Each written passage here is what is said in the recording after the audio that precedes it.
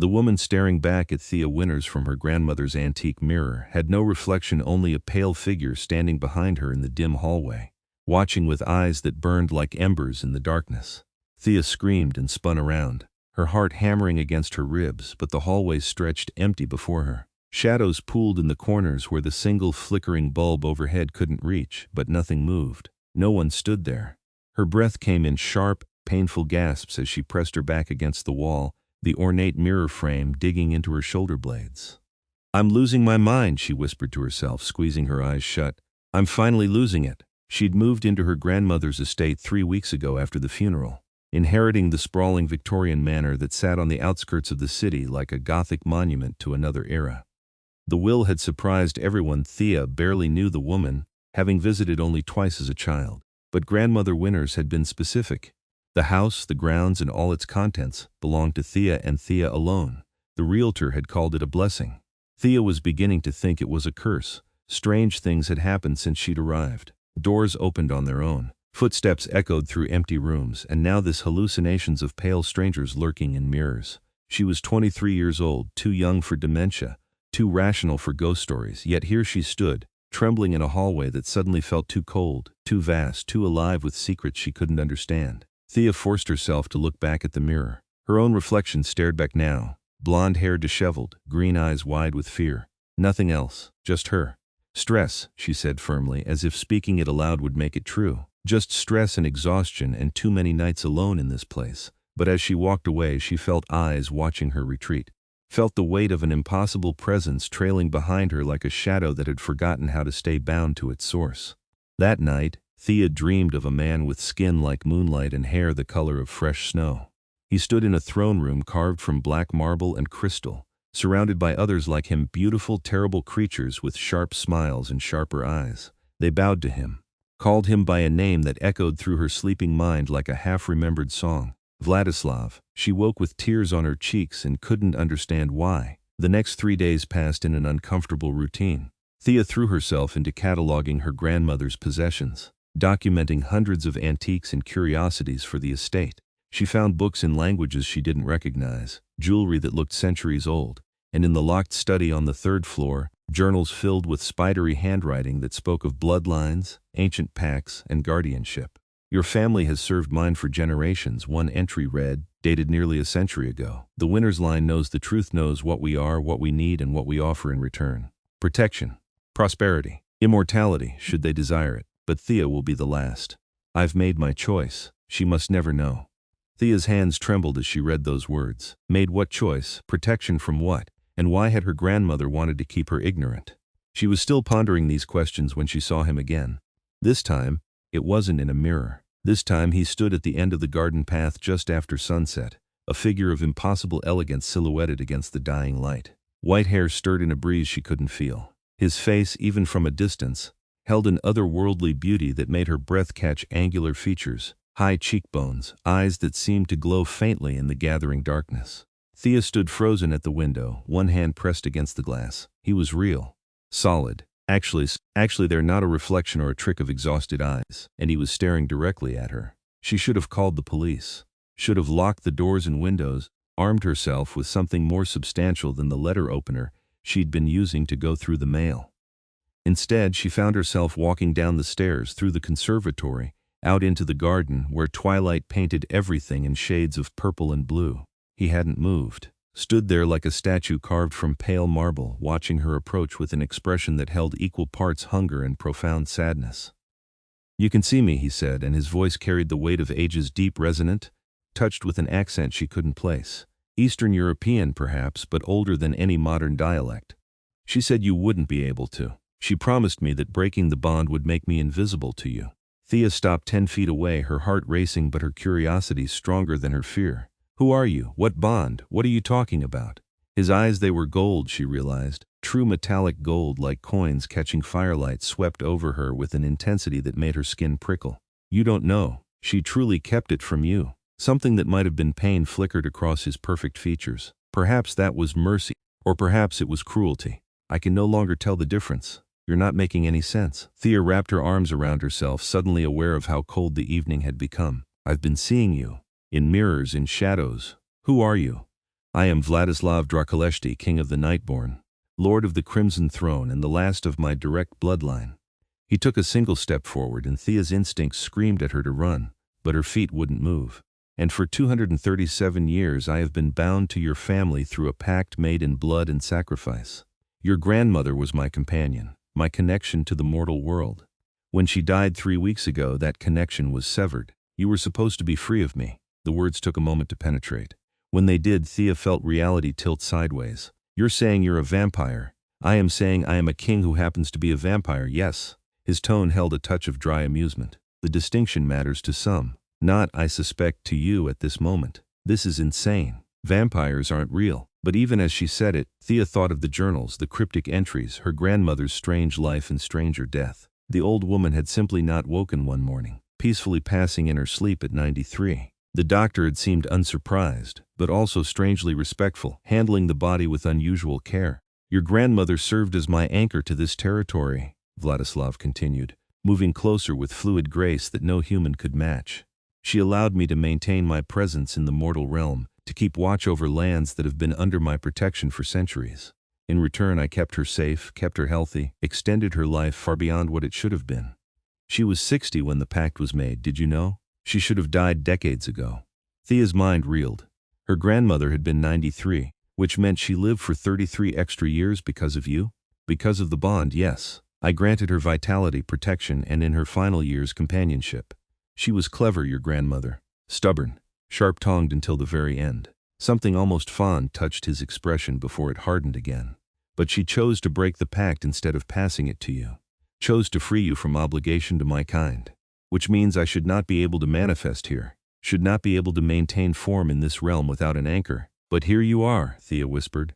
But here I am. Vladislav stopped just beyond arm's reach, and this close, she could see he truly was as pale as moonlight, skin that had never seen sun, hair like fresh snow, features carved with inhuman perfection. Which means something has gone wrong. The bond should have died with her. Instead, I feel it. Pulling at me. Connecting me to this place. To this bloodline. His golden eyes fixed on hers with unnerving intensity. To you. That's impossible. I didn't agree to anything. I didn't even know she. Thea broke off, shaking her head. This is crazy. I'm standing in my garden talking to someone who claims to be a vampire king about magical pacts. This isn't real. You're not real. Then why don't you run? His voice dropped to something almost gentle. Why stand here arguing with a hallucination when you could be inside, safe behind locked doors, calling for help? Because somewhere deep in her bones, she knew he was telling the truth. Knew it with the same certainty that told her the sun would rise tomorrow and water was wet. The strangeness of the house, the weight of her inheritance, the way her grandmother's journals read like fairy tales and history lessons combined, it all suddenly clicked into terrible sense. What do you want from me? She asked. Vladislav was silent for a long moment, his expression unreadable. Then he said quietly, I want to understand why I can still be here, why the bond persists, and he paused, seeming to struggle with something. I want to not be alone anymore. The admission shocked her. This creature of obvious power and regal bearing, confessing loneliness like it was a wound he couldn't heal. Thea found herself responding before she could think better of it. My grandmother was your friend, wasn't she? Not just some servant or magical battery.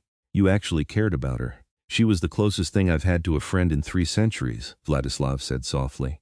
Most humans who learn what I am either fear me or seek to use me. Your grandmother did neither. She treated me as an equal, argued with me over tea, beat me at chess more times than I care to admit. When she died, I felt it like a blade to the chest, and now I am unmoored, existing in a space between worlds because the magic that should have released me instead seems to have transferred to me, Thea finished.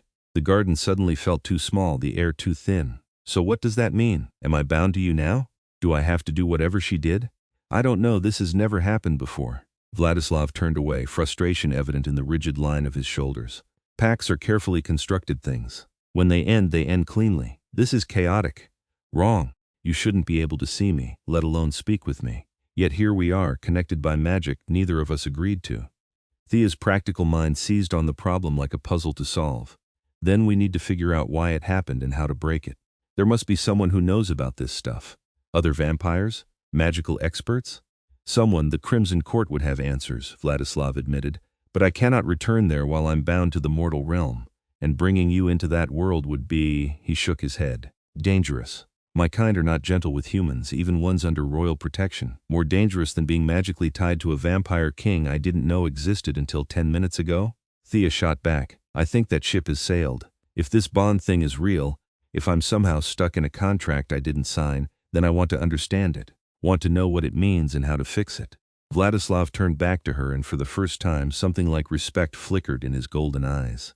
You're not afraid, I'm terrified, Thea corrected. I'm also practical. Fear doesn't solve problems. Information does. So start from the beginning and explain everything.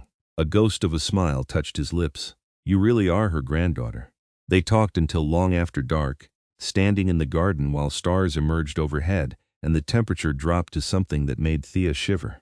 Vladislav seemed unaffected by the cold, his white hair and paler skin luminous in the moonlight, making him look like something carved from ice and silver. He told her about the Nightborn, the term vampires used for themselves, immortal beings who lived in a realm that existed parallel to the mortal world, ancient, powerful, and governed by complex hierarchies of blood and power. He told her about the Crimson Court, where vampire nobility gathered and political games had been played for millennia, about territorial bonds, the pacts that allowed powerful vampires to maintain influence in the mortal realm, anchored by human families who served as connections between worlds. Your family line goes back almost 300 years, Vladislav explained. The first Winters made a bargain with me when I was newly crowned, desperate for allies and resources. I protected their descendants, ensured their prosperity, and they gave me anchor points in the mortal world. Places I could maintain presence, territory I could watch and guard. Guard from what? Thea asked. His expression darkened. From others of my kind who are less restrained. Vampires who see humans as nothing more than food and playthings. My protection meant no Nightborn could hunt on these lands without facing my wrath. It kept your family safe, kept this entire region safer than it would have been otherwise. And now that protection is gone? If the bond truly broke, yes. Other vampires would sense the weakness, the unclaimed territory. They would move in. Vladislav's jaw tightened. But if the bond transferred to you, even unknowingly, then my claim still stands. Which means you're under my protection whether you want to be or not. The implications of that settled over Thea like a heavy cloak. So either I'm in danger because the protection is gone, or I'm bound to you and protected but trapped in a magical contract. Those are my options? Those appear to be the options, yes, fantastic. Thea rubbed her arms against the chill. And you can't just, I don't know, break it from your end? Release me officially? If I knew how it had formed, perhaps, but this is unprecedented. I would need to consult with the court's archivists, possibly even the Blood Council. He studied her carefully. Which would mean bringing you to the Nightborn realm, presenting you before the court as my what? Ward? Bonded human? The semantics matter in vampire politics. Would I be safe there? Thea asked bluntly. Vladislav was quiet for a long moment. Then he said, I would protect you with everything I have. But I cannot guarantee absolute safety in a court full of immortal predators who view humans as lesser beings. You would need to be clever, cautious, and under my direct supervision at all times. Sounds like a great vacation spot, Thea muttered.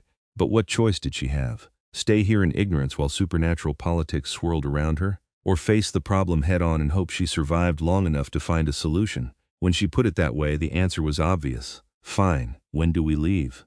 You're agreeing? Vladislav looked genuinely surprised. Just like that? You said my grandmother was stubborn. Clearly it runs in the family. Thea met his golden gaze steadily.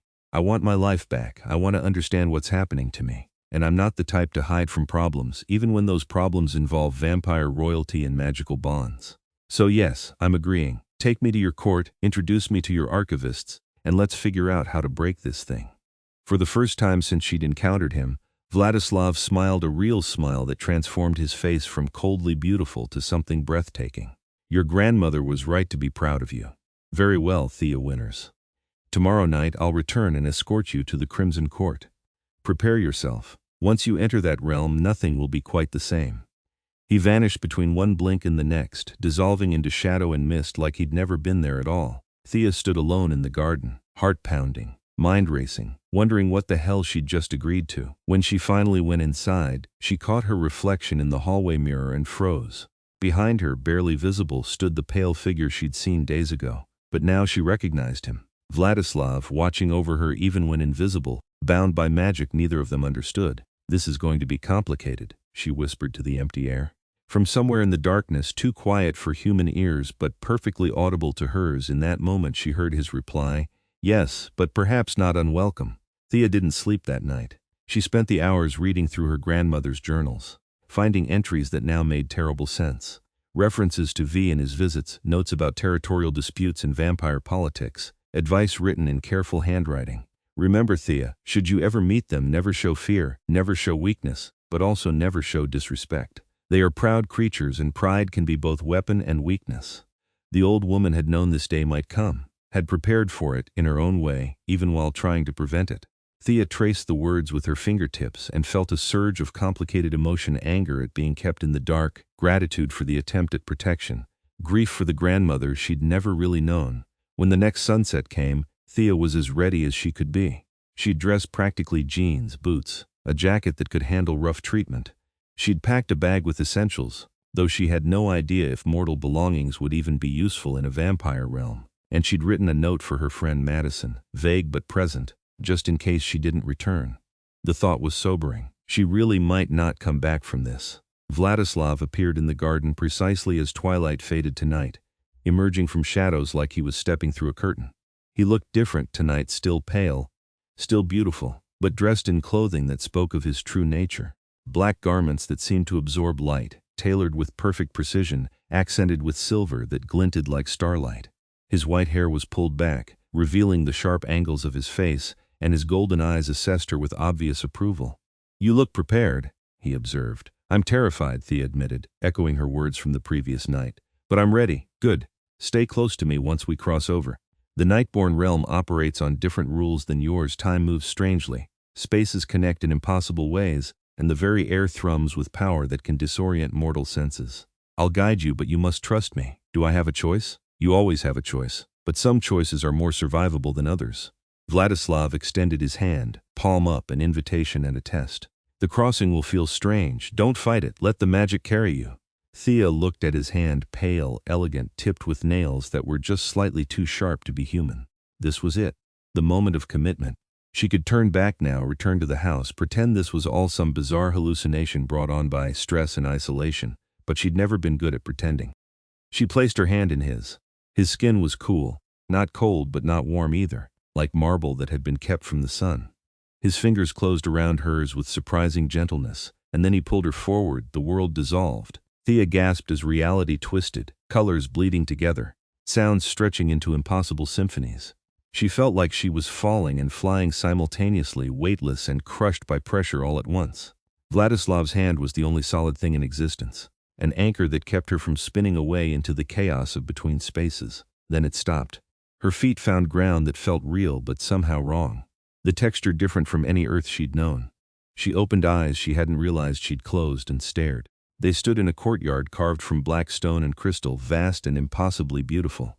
Above them no sky existed. Instead, a canopy of what looked like frozen stars glittered in eternal night.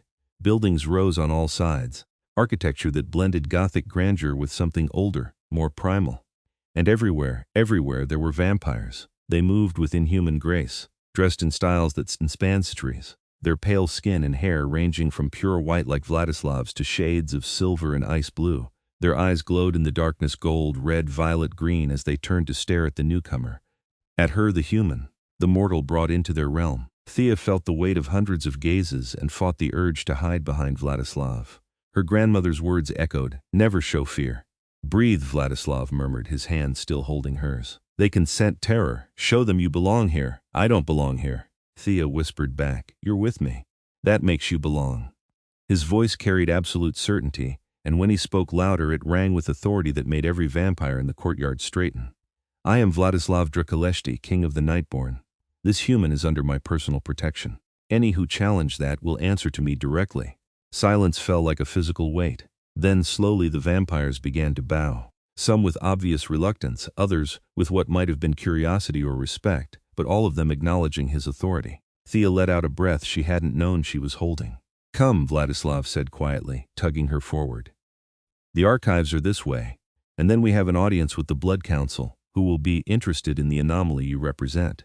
They walked through corridors of impossible beauty and subtle menace. Vampires watched from alcoves and doorways, their inhuman eyes tracking Thea's every movement. She kept her spine straight, her expression calm, channeling every ounce of confidence she didn't feel. The archives turned out to be a vast library that seemed to stretch infinitely in all directions. Shelves carved from dark wood and filled with books and scrolls that radiated age.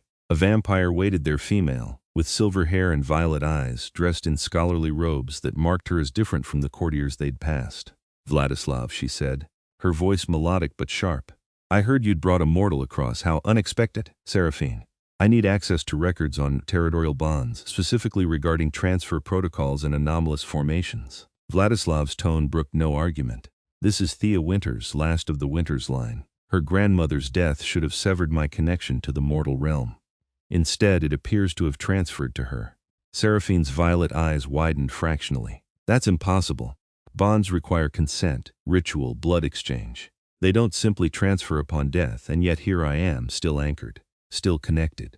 Vladislav gestured at himself. "Which means something went wrong, or your precious rules aren't as absolute as the council believes. Or," Seraphine said slowly, turning her unsettling gaze on Thea, "the bond was never fully broken to begin with. Tell me, child, did your grandmother give you anything before she died? A gift, an heirloom, something that had been in the family for generations?" Thea thought back to the funeral, the reading of the will, the house, everything in it. "She left it all to me, everything." Seraphine's expression turned calculating, including items that were part of the original bond ritual, objects marked with both Winter's blood and Draculeshti power. If you took ownership of those items, you may have unknowingly accepted the bond's weight. Horror and understanding crashed through Thea simultaneously. The antique mirror, the jewelry, the locked study filled with her grandmother's personal effects. She'd touched all of it, catalogued it, claimed it as hers by right of inheritance. "I didn't know," she said, her voice coming out smaller than she'd intended. "I was just sorting through her things. I didn't know any of this was real." "Ignorance doesn't negate magical contract," Seraphine said, though not unkindly. "If the objects recognized you as Winter's blood, if they accepted your claim, the bond would have reestablished itself automatically. You became the new anchor without ever performing a ritual." Vladislav's hand tightened on Thea's. "Can it be broken? Without the formal dissolution protocols?" "Theoretically, yes. But it would require destroying every object connected to the original bond, severing the bloodline's connection completely." Seraphine met Thea's eyes. "Or it would require you to formally accept the bond, then release it through proper ritual. Which means you would need to become a true anchor, even if only temporarily. What would that entail?" Thea asked, though part of her didn't want to know. "Blood exchange, formal vows, acknowledgement before the court." Seraphine's voice was clinical, but her expression held something almost like sympathy. "You would be bound to Vladislav in ways that go beyond mortal understanding, connected to his power, his existence, his very essence. It's not a burden to take lightly, but it could be undone afterward?" Vladislav pressed. "Once properly formed, it could be properly dissolved?" "Yes, though the process would be uncomfortable for both of you." Seraphine turned back to her books. "I'll research the exact protocols in the meantime. You'll need to present her to the Blood Council. They'll want to verify the bond's existence and approve any formal arrangements." "Wait here." She vanished into the stacks, moving with liquid grace that made Thea dizzy to watch. Alone with Vladislav in the vast library, Thea finally let herself sag against a nearby table. "This is so much worse than I thought," she muttered. "Is it?" Vladislav studied her with those unsettling golden eyes. "You came here seeking answers. Now we have them, along with a path forward. Uncomfortable, yes, but not impossible. You don't think becoming magically bound to someone in ways beyond mortal understanding is worse than being accidentally bound?" Thea shot back. "I think intention matters. Choice matters." Vladislav moved closer, and Thea fought the urge to step back. "If you formally accept the bond, you do so with full knowledge, with agency. And when we break it, you'll be truly free, no lingering connections, no objects tying you to my world. Isn't that what you wanted?" He was right, and Thea hated that he was right. "What about you? What do you want in all this?" The question seemed to surprise him. Vladislav was quiet for a long moment, his perfect features unreadable. Then he said softly, "I want to stop feeling like I'm fading. These past 3 weeks without an anchor, I've felt myself becoming less real, less present. The Nightborn realm sustains me, but barely. I exist in a half-state, neither fully here nor fully there. It's unpleasant, lonely," Thea said, remembering his words from the garden. "You said you were lonely." "Loneliness is my constant companion," Vladislav admitted. "Has been for centuries. But this is different. This is erasure. Slow dissolution of self. Your grandmother's death left me unmoored, and I've been drifting ever since." His golden eyes met hers with raw honesty. "So yes, selfishly I want you to accept the bond. Want the anchor that will keep me solid, real, present. But I won't force you. That choice has to be yours. The vulnerability in his voice struck something in Thea's chest. This ancient, powerful creature, confessing weakness like it cost him something precious. She thought about her grandmother, who'd spent decades as his companion, who'd called him friend, argued with him over tea, played chess and shared conversation with an immortal king. Maybe loneliness wasn't just his burden. If I do this, Thea said slowly, I want conditions. I'm not just some magical battery or connection point. If we're going to be bound, even temporarily, then I want to actually know you. Want to understand what my grandmother saw in you that made her spend 33 years of extended life in your company. Vladislav's expression shifted surprise, confusion, and something that might have been hope. You would want my companionship? I came here for answers, but maybe I'm getting something more than that. My grandmother kept this world secret from me, and I'm starting to understand why. It's terrifying and dangerous and completely insane. Thea straightened her spine, channeling that Winters' stubbornness. But it's also incredible, beautiful in its own strange way. And you, she gestured at him helplessly. You're not what I expected when I thought about vampires. What did you expect? Monsters. Pure predators. Not someone who plays chess and mourns a dead friend and admits to being lonely. Thea took a breath. So yes, I'll accept the bond. I'll go through whatever ritual is necessary. But in return, you don't get to treat me like property or an obligation. We're equals in this, or the deal is off. For a long moment, Vladislav simply stared at her. Then, slowly he bowed, not the shallow nod of acknowledgement he'd given others, but a deep, formal bow that spoke of genuine respect. You have my word, Thea Winters. For the duration of our bond, and whatever comes after, I will treat you as an equal, as a companion worthy of respect and consideration. He straightened, and his smile was small but genuine. Your grandmother would be proud of you. Let's hope I survive long enough to make that pride worth something, Thea replied. Seraphine returned with an armful of ancient texts, their pages yellowed with age and marked with symbols Thea couldn't read. I've found the protocols. The formal bonding ritual is complex but manageable. However, there's a complication.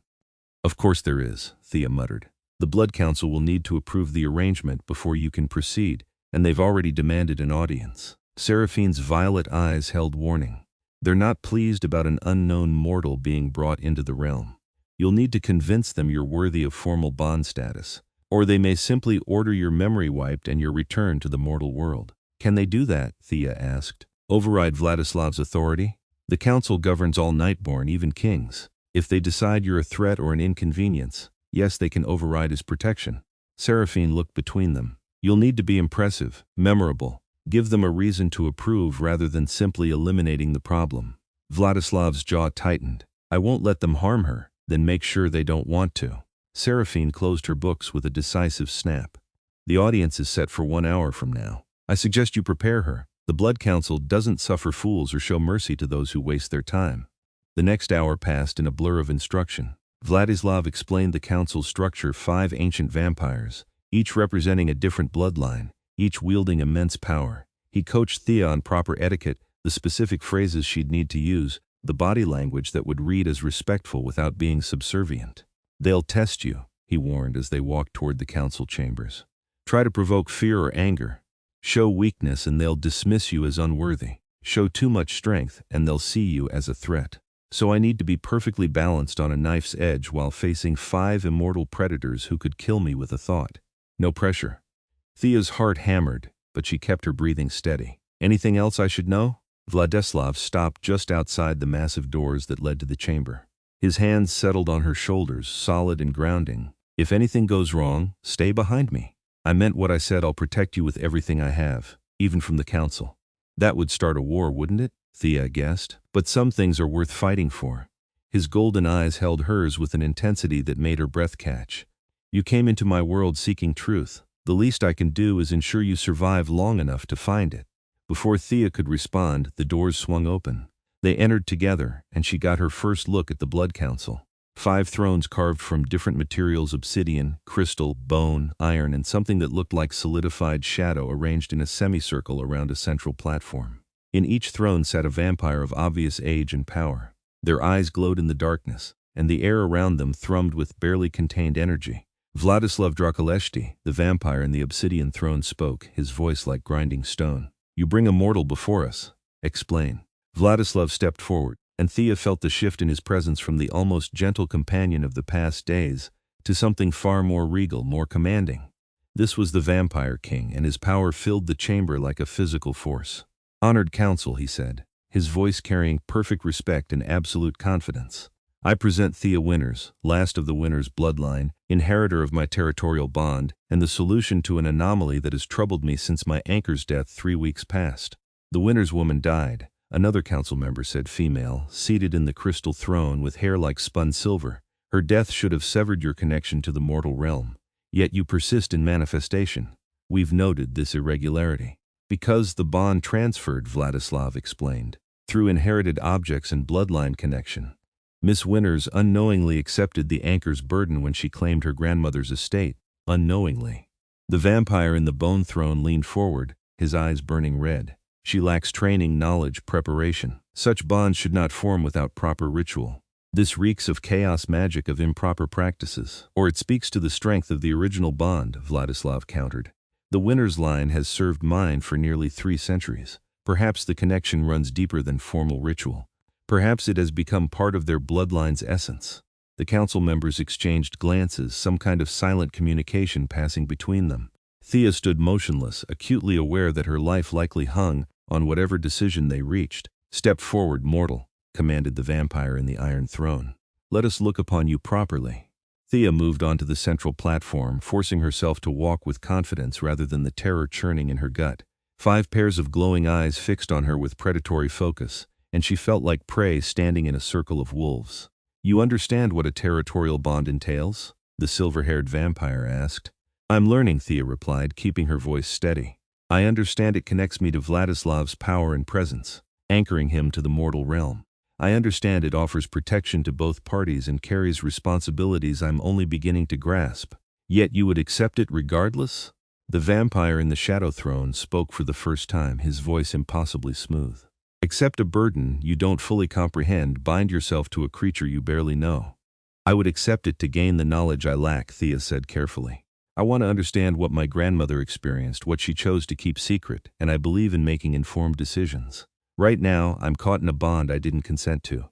By formalizing it, I gain agency, control, the ability to later dissolve it properly rather than existing in magical limbo." "A practical answer," the Obsidian Throne vampire observed. "But bonding requires more than practicality. It requires trust, compatibility. Why should we believe you capable of serving as anchor to a king?" This was the test, Thea realized. The moment where she needed to be impressive, memorable. She took a breath and let the truth spill out. "I shouldn't be capable of it," she admitted. "I'm nobody special, 23 years old, barely starting my life, completely ignorant of your world until 3 days ago. But my grandmother did this for over 3 decades. She wasn't special either, just a stubborn woman who made a choice and stuck with it. Maybe that's what the Winters bloodline offers. Not power or mystical affinity, but sheer stubborn determination to see things through." She met each council member's gaze in turn, refusing to look away despite the predatory weight of their attention. "You ask why you should approve this? Because the alternative is leaving Vladislav weakened, his territory vulnerable, and his protection of the mortal realm compromised.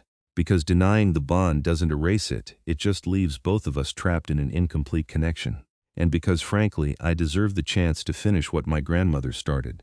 To understand this world and make my own informed choice about whether to remain part of it." Silence fell like a hammer. Thea's heart pounded so hard she was certain every vampire in the chamber could hear it. Then slowly the vampire in the crystal throne began to laugh. "Oh, I like her," she said, genuine amusement in her voice. "She has spine. More importantly, she has sense. I vote to approve the formal bonding." "As do I," added the Shadow Throne vampire. "She shows proper respect without groveling. That's rare in mortals." One by one, the council members voiced approval. Even the red-eyed vampire in the Bone Throne, who looked like he wanted to argue, eventually nodded grudgingly. "Very well," the Obsidian Throne vampire declared.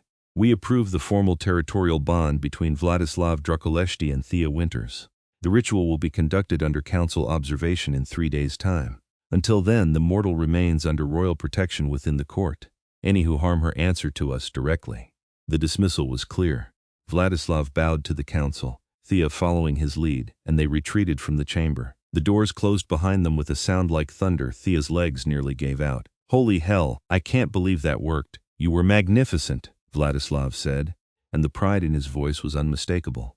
"The council rarely approves anything without extensive debate. You won them over in minutes. I was terrified the entire time. I know, but you didn't show it, that's what mattered. He guided her through the corridors, his hand steady at the small of her back. 3 days until the ritual. Until then, you're my guest in the Crimson Court. I'll show you my domain properly, not as a prisoner or obligation, but as my soon-to-be companion. Something warm unfurled in Thea's chest at those words. Companion, not servant, not tool, but companion. Like her grandmother had been, maybe this wouldn't be so terrible after all. The next 3 days passed in a strange dream. Vladislav gave Thea rooms in his personal wing, a suite of chambers decorated in elegant Gothic style, all dark wood and rich fabrics, with windows that looked out onto the crystalline courtyards. He provided her with clothing appropriate for the court, teaching her about vampire fashion and the subtle messages different styles conveyed. And he talked to her, really talked, the way he must have talked with her grandmother.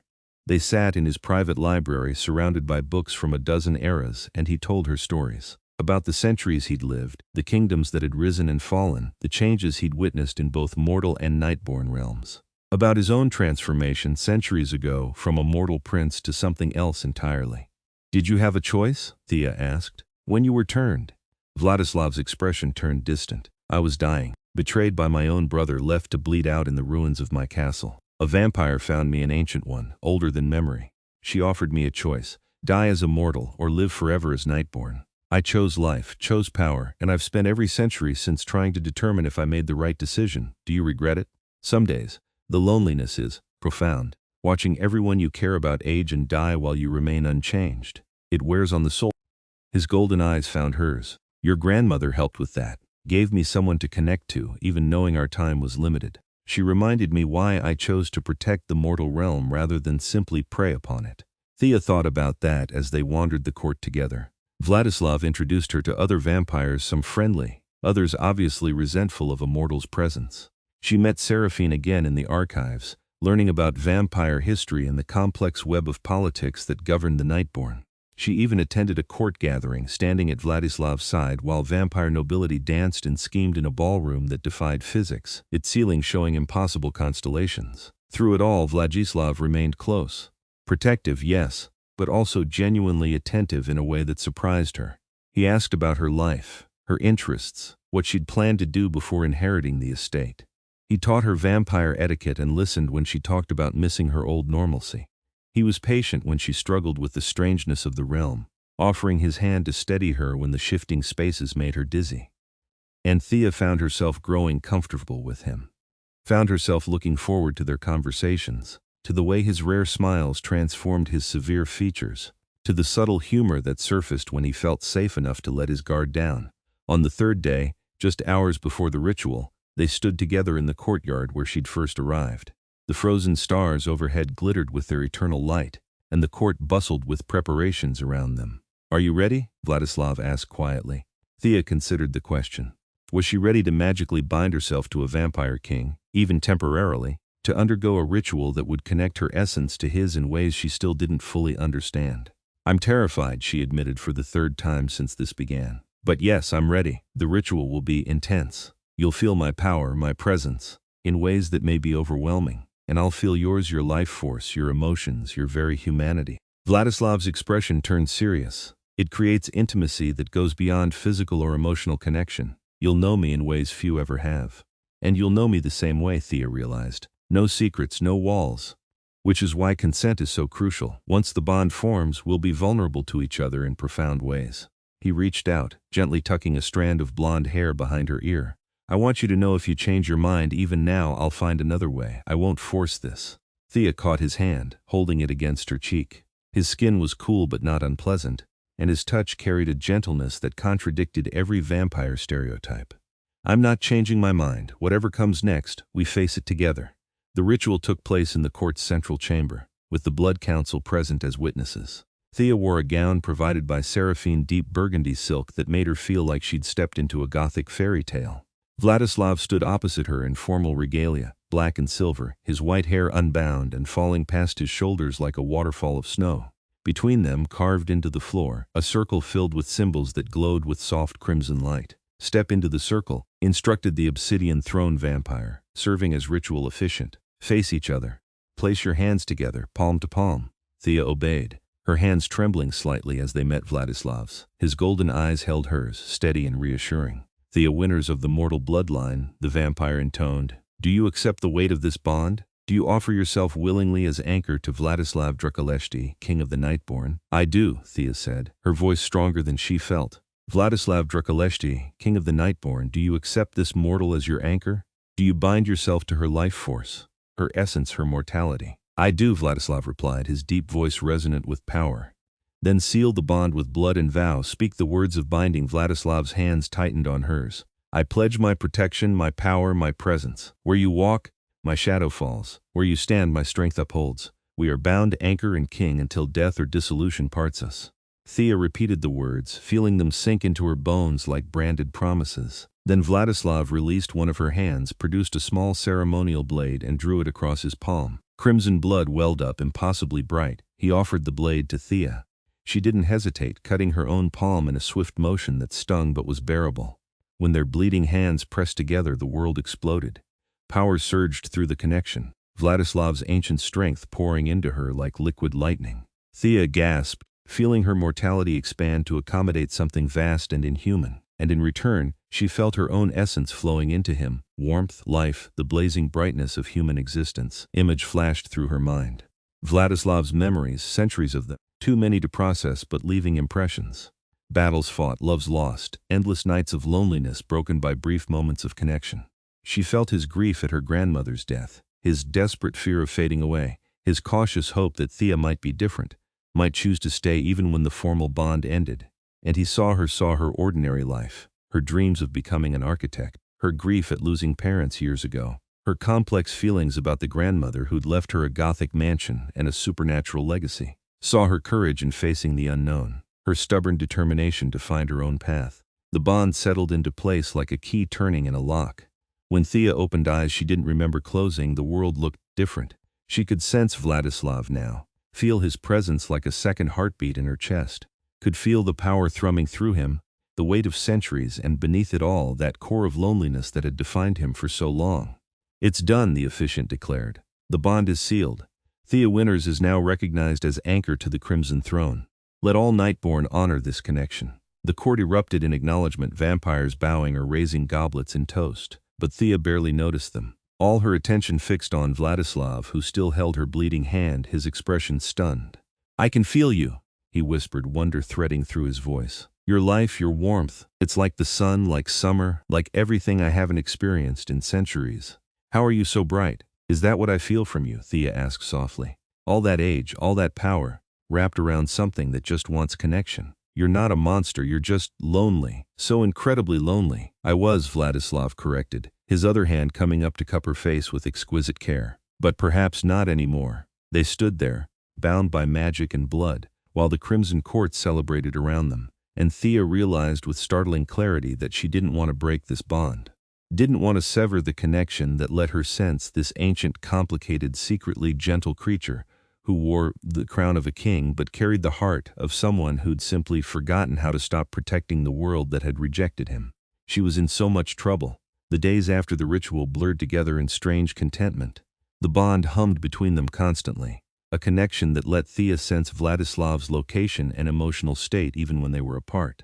It should have felt invasive, but instead it felt natural, like she'd been missing this sense her entire life and only now realized it existed. Vladislav seemed similarly affected. He stayed close, showing her more of the Nightborn realm, teaching her about his responsibilities as king. She sat in on council meetings, learning the delicate dance of vampire politics. She explored the archives with Seraphine, discovering the rich history of her own family's involvement with the Nightborn. And every evening she and Vladislav would retreat to his private chambers, talking for hours about everything and nothing. "You haven't mentioned dissolution protocols," Seraphine observed one afternoon when Thea visited the library alone. The vampire archivist studied her with knowing violet eyes. "The ritual to break the bond, you were so eager to learn about it before."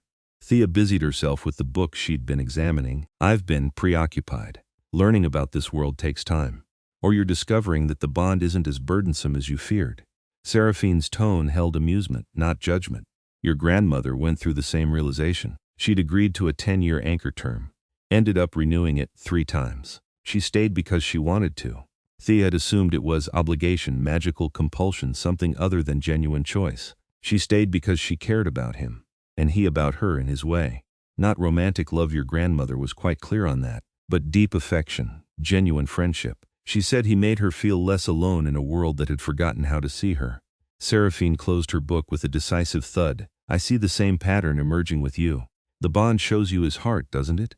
Shows you the creature beneath the crown. Yes, Thea admitted quietly. And it's not what I expected. He's not what I expected. Vladislav has always been different from other kings. He chose to protect rather than dominate, to connect rather than conquer.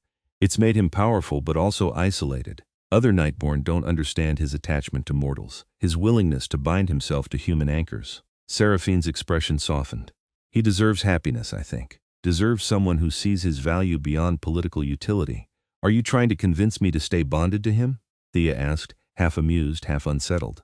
I'm trying to remind you that dissolution isn't your only option. The bond can be maintained indefinitely if both parties consent. Your grandmother did it. You could too if you chose. Seraphine stood, gathering her books. Just something to consider before you make irreversible decisions. Thea thought about that conversation as she wandered back to Vladislav's wing. The idea of maintaining the bond long-term had seemed impossible a week ago. Now she could feel him through the connection, sense his contentment as he handled some political matter with visiting vampires from another territory. Could feel the thread of awareness he always kept focused on her, making sure she was safe, comfortable, happy. When had she started thinking of this as home? She found him later in his private study, reviewing documents by candlelight despite the realm's eternal twilight. He looked up when she entered, and his entire demeanor shifted, tension easing, a small smile touching his lips. You've been with Seraphine, he observed. Learning more ancient history? Learning about my grandmother, actually. About her arrangement with you. Thea settled into the chair across from his desk. She renewed her anchor term 3 times. Stayed with you for over 30 years by choice, not obligation. Vladislav set down his papers, giving her his full attention. She did. I tried to convince her to retire after the 2nd term, told her she'd earned her freedom. She told me to stop being ridiculous and renewed anyway. Fondness warmed his voice. Said someone needed to keep me from becoming too isolated, too removed from mortal concerns. Why didn't she tell me about you, about any of this? Because she wanted you to have a normal life. Wanted you to make your own choices without the weight of family legacy pressing down on you. Vladislav's golden eyes held hers. She asked me to let the bond die with her, to release the winner's line from obligation. I agreed because she asked and because she'd earned that concession 1,000 times over. Neither of us anticipated the bond transferring through inheritance. Would you have contacted me? Thea asked. If the bond had died properly, would you have ever let me know this world existed? Vladislav was quiet for a long moment. Then he said honestly, I don't know. Part of me wanted to honor your grandmother's wishes completely. But another part, he gestured helplessly. I was curious about you. She spoke of you often, showed me photographs, told me stories of your accomplishments. I think I would have found some excuse to meet you, even if just once. To see the grandchild who made her so proud. The admission touched something deep in Thea's chest. I wish I'd known her better. Wish I'd understood why she kept this secret. She loved you enough to want you safe. In our world, that's no small thing. Vladislav stood, moving around the desk to lean against it, closer to where Thea sat. You've adapted remarkably well to all of this. The court, the politics, the strangeness of vampire society. Your grandmother would be proud. I have a good teacher, Thea said softly. Then, gathering her courage, she asked the question that had been building for days. What happens when we dissolve the bond? Will I forget all this? Go back to my normal life like none of it happened? Memory wipe is optional, not required. You could retain your knowledge of the Nightborn realm even after the bond breaks. Vladislav's expression turned carefully neutral.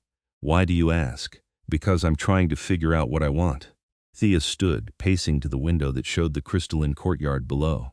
A month ago, I was cataloging antiques and planning to sell the estate once I finished documenting everything. My biggest concern was whether to take a job offer in the city or travel for a year.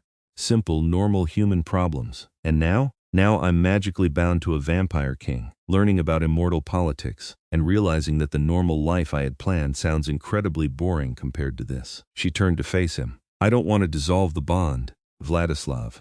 Not yet, maybe not ever. His carefully neutral expression cracked, shock and hope flooding through. Thea felt it through the bond, felt the way her words struck him like lightning. You would stay, willingly? The bond shows me who you are. Shows me your loneliness, your dedication, your genuine care for the world you've spent centuries protecting. Shows me that underneath all the power and politics, you're someone who plays chess and tells stories and mourns lost friends. Thea moved closer, drawn by the connection humming between them. My grandmother stayed for 30 years. Maybe I'm more like her than I thought, Thea. Her name came out rough, almost broken. You don't have to do this. I won't hold you to, I know. That's why I'm choosing it. She reached up, touching his face with the same gentleness he'd shown her during the ritual. His skin was cool under her palm, and she felt him lean into the touch like a man starving for contact. You asked what I wanted. I want to stay. Want to learn more about this world. Want to spend time with you, understanding who you are beyond the crown and the power. Is that allowed? Allowed? Vladislav laughed, the sound shaky with emotion. Thea, it's all I've wanted since you walked into that garden and refused to be afraid of me.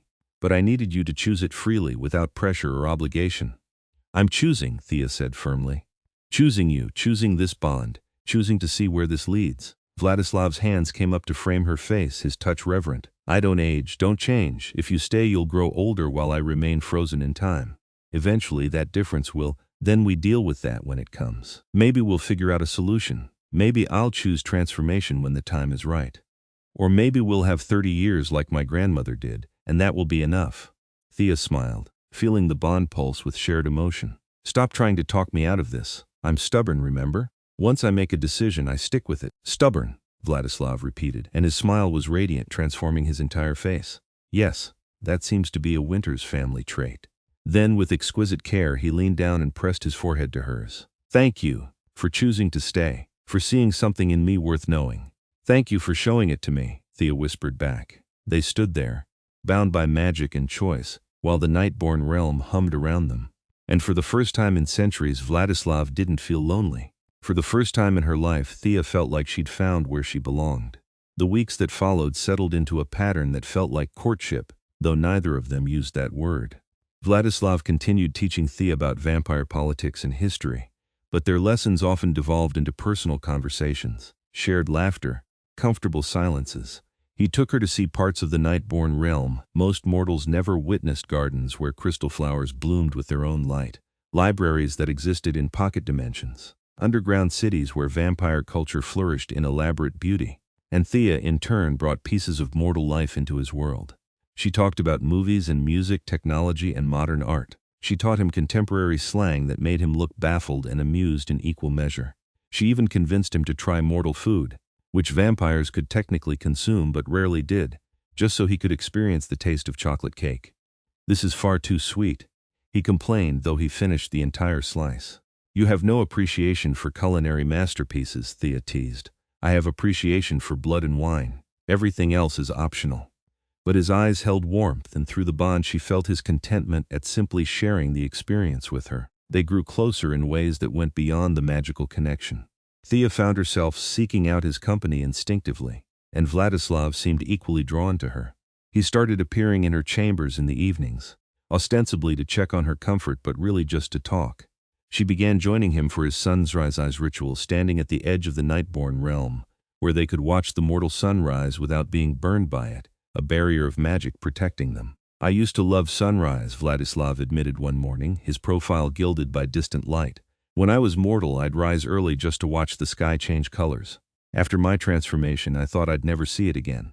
Your grandmother discovered this spot, showed it to me, said even vampires deserve to remember beauty. Thea leaned against his shoulder, comfortable with the casual intimacy they'd developed.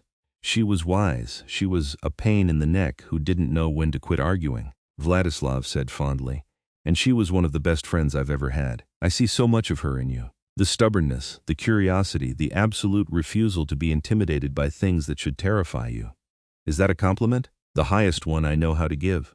He wrapped an arm around her shoulders, pulling her closer against the morning chill. You've brought light back into my existence, Thea.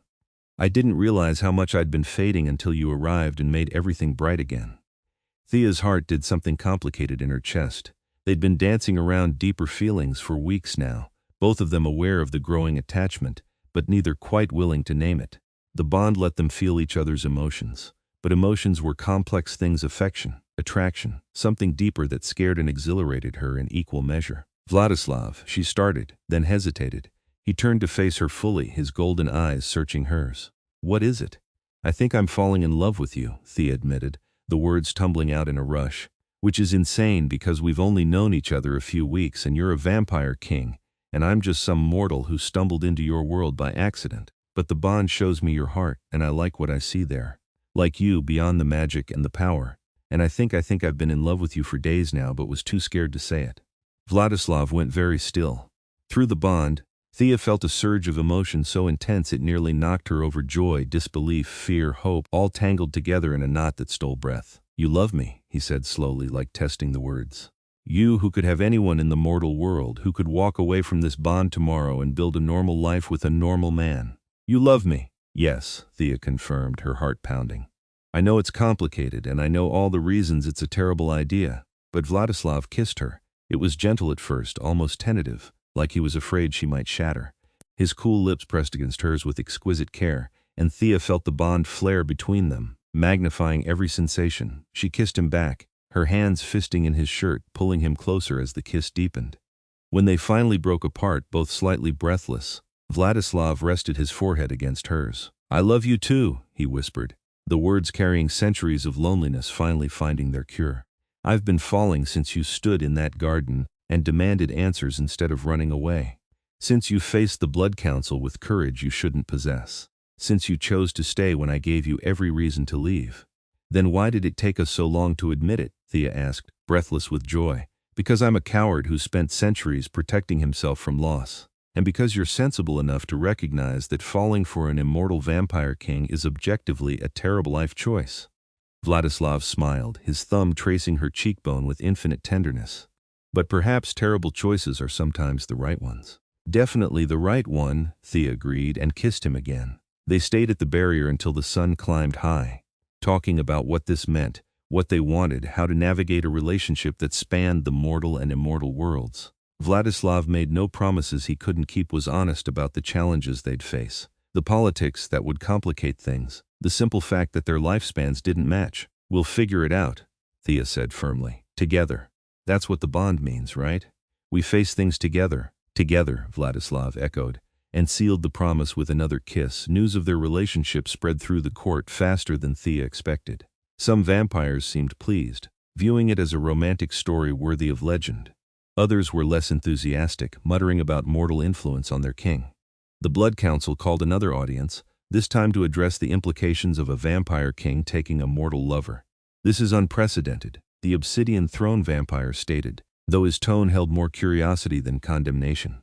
"You've had anchors before, Vladislav, but never romantic involvement. What happens when she ages, when mortality claims her?" "Then I'll grieve, as I've grieved every loss in my long existence," Vladislav replied, his hand firmly holding Thea's. "But that doesn't make the relationship less valuable. If anything, mortality makes it more precious. Every moment matters when you know time is finite." "Or," the silver-haired vampire suggested delicately, "you could offer transformation, make her nightborn. Then time becomes irrelevant." Thea felt Vladislav tense beside her, felt the complex swirl of emotions through their bond, hope warring with fear of influencing her choice. She squeezed his hand and addressed the council herself. "That's a decision for the future, if it happens at all. Right now, I'm content being mortal, being his anchor and partner. If circumstances change, if I choose transformation, it will be my choice made freely. Not because of pressure or fear of aging, but because it's what I genuinely want." The council seemed satisfied with that answer. They granted formal recognition to the relationship, which apparently carried political weight in vampire society. Thea was now not just an anchor but the acknowledged consort of a king, with all the protection and responsibility that entailed. "This is surreal," Thea muttered as they left the chamber. 2 months ago I was sorting through my grandmother's attic. Now I'm the consort of vampire royalty." "Having regrets?" Vladislav asked, though his tone was light. "Only that I didn't bring better shoes. These crystal floors are murder on my feet." Thea grinned at his laugh. "No regrets. This is weird and complicated and sometimes terrifying, but it's also amazing. I love you." "I love you too," Vladislav said, the words coming easier now. "More than I thought myself capable of loving anything." They made it work. Thea split her time between the Nightborn realm and the mortal world, maintaining the estate that served as anchor point while also learning to navigate vampire politics.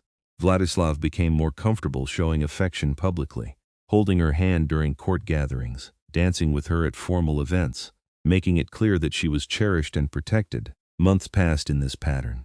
Thea celebrated her 24th birthday with a party that blended mortal and nightborn traditions, chocolate cake and blood wine, contemporary music and ancient vampire dances. She grew more confident in her role, even offering political advice that Vladislav actually took, her mortal perspective providing insights he'd missed. And through it all, the bond between them deepened. What had started as magical necessity had become genuine partnership, and both of them knew they wanted to maintain it permanently. One evening, as they sat together in his private chambers, Vladislav produced a small box. Inside lay a ring, silver and crystal, inset with a stone that seemed to hold captured starlight. In mortal tradition, this would be an engagement ring, he said carefully. In Nightborn culture, it's a mark of permanent bond, a symbol that anchor and vampire have chosen eternal connection. I offer it to you now, Thea Winters, with no expectation or pressure. But if you'll have me, if you'll consent to making our bond permanent, I would be honored beyond measure. Thea looked at the ring, her heart full. What about the age difference, the mortality issue? We face it as it comes. If you choose transformation someday, I'll support it. If you prefer to remain mortal, I'll treasure every year we have. Vladislav's golden eyes held absolute sincerity. I want you, Thea, however long we have, in whatever form that takes. I want you as my partner, my anchor, my love, permanently. Thea had known her answer before he'd finished asking. Yes, absolutely yes. The ring slid onto her finger perfectly, warming to her skin despite its crystal composition. The bond between them flared, settling into something that felt unbreakable, eternal in its own way even if she wasn't. But as months turned into years, as Thea approached her 27th birthday, the question of mortality grew harder to ignore. She saw herself aging, subtly, lines appearing at the corners of her eyes, a silver strand appearing in her blonde hair. Vladislav remained unchanged, frozen in eternal beauty, and the contrast began to weigh on her. I've been thinking about transformation, she admitted one night. They lay together in his chambers, her head on his chest, listening to the heartbeat he didn't technically need but maintained out of old habit. Vladislav's hand stilled in her hair. Tell me your thoughts. I love being human. Love the warmth of sunshine, the taste of food, the simple pleasures of mortal existence. But I also love you, love this life we've built together, and I'm starting to realize I want more time. Want centuries to learn everything about your world, to stand beside you not just for decades but for ages. She lifted her head to meet his eyes. I think I want to become Nightborn, you're certain? Vladislav cupped her face, his expression serious. Transformation is irreversible. Once done, you can never return to mortality. You'll outlive everyone you've known in the mortal world. You'll have to watch the world change while you remain constant. I've thought about all of that, and yes, I'm certain. Not today, maybe not even this year, but soon. I want forever with you, Vladislav. Want to be your partner in truth, immortal to your immortal. Want to face eternity together, rather than counting down the days until my mortality separates us. Vladislav closed his eyes, and through the bond, Thea felt his overwhelming relief and joy. I've hoped, but didn't dare ask. Didn't want to influence your choice with my own desires. Your desires matter too, Thea said firmly. We're partners. We make these decisions together. And together we're choosing forever. The transformation ritual took place 6 months later, after extensive preparation and education about what Thea was choosing. The Blood Council witnessed it, as did Seraphine and other members of the court who'd become friends over the years. Thea wore white, a bride preparing for the most permanent commitment imaginable. Vladislav performed the transformation himself, as was his right as king and bonded partner. It required blood exchange far more extensive than the bonding ritual, his ancient power flowing into her, rewriting her mortality cell by cell. The process was agonizing. Thea felt like she was burning from the inside out, her human essence fighting against the change before finally surrendering to inevitability. When she woke 3 days later, the world looked different. Sharper, more vibrant, colors she'd never seen before painting reality in impossible hues. Her senses had expanded exponentially. She could hear conversations from distant rooms, smell the unique scent of each vampire in the court, feel the thrum of power that permeated the Nightborn realm. And Vladislav, she felt him like never before, the bond between them now connecting two immortal beings, perfect and unbreakable. Welcome to eternity, he whispered, helping her sit up. How do you feel? Thea examined her reflection in the mirror across the room. Her skin had paled to match his, her blonde hair now streaked with silver white. Her eyes glowed with faint gold light, reflecting her connection to Vladislav's bloodline. She looked like herself but transformed, made into something both familiar and impossibly different. I feel powerful, she said wonderingly, and hungry. Is this normal? Very normal. Come, I'll teach you to feed properly, and then we have eternity to explore what you've become. Vladislav kissed her forehead with infinite tenderness. My queen, my anchor, my love. Forever now, as we always should have been. Thea learned quickly what it meant to be nightborn. The hunger for blood, the aversion to sunlight, the way time moved differently when you had endless amounts of it. She learned to use her new abilities, supernatural speed and strength, enhanced senses, minor magic that came with transformation. Vladislav taught her patiently, celebrating her victories and supporting her through the challenges. The court accepted her transformation with mixed reactions, but none could deny her right to the position. She was Vladislav's bonded partner, his chosen queen, and she wore the responsibility with growing confidence. Years passed differently now. What had felt urgent as a mortal became something to savor. Thea watched the mortal world change from the safety of the Nightborn realm, maintaining the estate as a historical monument and anchor point, but no longer living there. The distance was bittersweet. She missed some aspects of mortality, but not enough to regret her choice. One evening, standing at their usual spot watching the mortal sunrise, Vladislav asked, "Do you ever regret it, choosing transformation?" Thea considered the question carefully. "Sometimes I miss sunshine on my skin, miss the simplicity of mortal life. But no, I don't regret it. This is where I belong, here with you, in this strange and beautiful world. You asked me once what I wanted. I want this, want forever with you, want to see what eternity brings." "Together," Vladislav said, echoing their old promise. "Together," Thea agreed. They stood hand in hand, immortal partners watching the light they could no longer touch, and both of them knew they'd made the right choice. The pale man in the mirror had never been a ghost. He'd been a lonely king searching for connection, for someone who could see past the power to the heart beneath. And Thea had found in him everything she'd never known she needed: love, partnership, purpose, and a home in the most unlikely of places. 50 years passed, then 100. Thea grew into her role as queen, respected and even beloved by the court. She and Vladislav ruled together, his ancient wisdom balanced by her more modern perspective, creating an era of prosperity for the Nightborn. They traveled the realm, explored territories that had existed since before mortal civilization, and built a life rich with meaning and joy. And through it all, the bond hummed between them, constant, unbreakable, the foundation of everything they'd become. "I've been thinking about your grandmother," Thea said one evening, sitting in the archive with Seraphine. She'd taken to helping organize the library, finding satisfaction in preserving knowledge. "About the choice she made to break the bond, to try freeing me from this world. I understand now why she did it, but I'm grateful it didn't work." "She would be happy, I think," Seraphine said softly, "knowing you found your way here regardless, knowing you chose it freely rather than inheriting it as obligation." She loved Vladislav dearly as a friend, but she knew her mortality made her time with him finite. She wanted something better for you, either complete freedom from our world, or the chance to join it on your own terms. "I got the latter," Thea said, "and I couldn't be more grateful." That night, she and Vladislav lay together in their chambers, talking about nothing and everything the way they had since the beginning. "Do you remember?" Vladislav said, "when you first saw me in that mirror, when you thought I was a ghost?" "I remember being terrified," Thea admitted. "Thought I was losing my mind, seeing impossible things.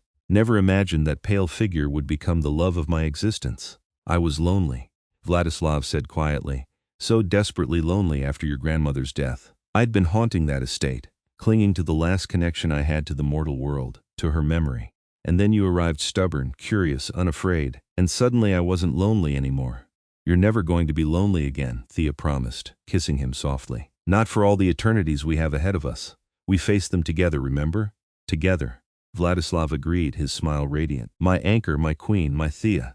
And in the eternal twilight of the Nightborn realm, two immortal hearts beat in perfect synchrony. Bound by magic and choice, loneliness transformed into love, a ghost in the mirror revealed as the promise of forever. They had found each other against impossible odds, a vampire king and a mortal woman whose grandmother's legacy had brought them together. They had chosen each other repeatedly, first through magical necessity, then through genuine affection, finally through the ultimate commitment of shared immortality. And now, with eternity stretching before them, they knew with absolute certainty that no matter what challenges arose, no matter how the world changed around them, they would face it all together.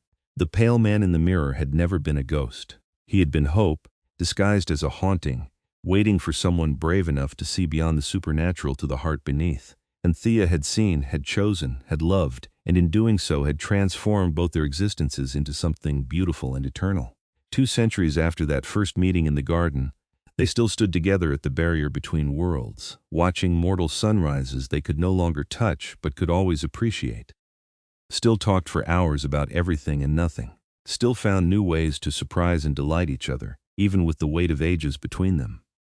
"Thank you," Vladislav said one morning, his arm around Thea's shoulders as they watched dawn paint the sky in impossible colors. "For seeing me that night, for choosing to stay, for loving me despite everything." "Thank you for being worth loving," Thea replied, "for teaching me about your world, for giving me forever when I didn't even know I wanted it." They kissed as the sun rose, two immortal beings silhouetted against the light, bound by magic and devotion, loneliness transformed into the deepest love either had ever known. And in the Crimson Court, in the archives where Seraphine kept careful records, a new entry was made in the Winters family chronicle. Thea Winters, last mortal of the line, first immortal queen. She mistook her king for a ghost. He was simply lonely. Together they found eternity. The story of a vampire king and his mortal anchor had become the love story of two immortal partners who would stand together for all time. And that, both of them knew, was exactly how it was meant to be. Forever, together, no longer lonely but complete in ways neither had imagined possible before they found each other in that haunted garden under the twilight sky, where a pale man in a mirror had turned out to be the promise of everything Thea had never known she needed, and she had become the light that finally ended Vladislav's centuries of solitude. They lived their eternity joyfully, ruling the Nightborn with wisdom and compassion, exploring the infinite mysteries of their realm, and cherishing every moment of their shared existence. The bond between them never weakened, never faded, but only grew stronger with each passing year, each shared experience, each quiet moment of companionship. And when other vampires, young and old alike, asked them the secret to their enduring partnership, they always gave the same answer. "We chose each other. Every day across all these centuries we keep choosing each other. That's what makes eternity bearable, knowing you're facing it with someone who makes forever feel too short." In the end, what had started as an accidental bond born of inheritance and magical anomaly had become the greatest love story the Crimson Court had ever witnessed.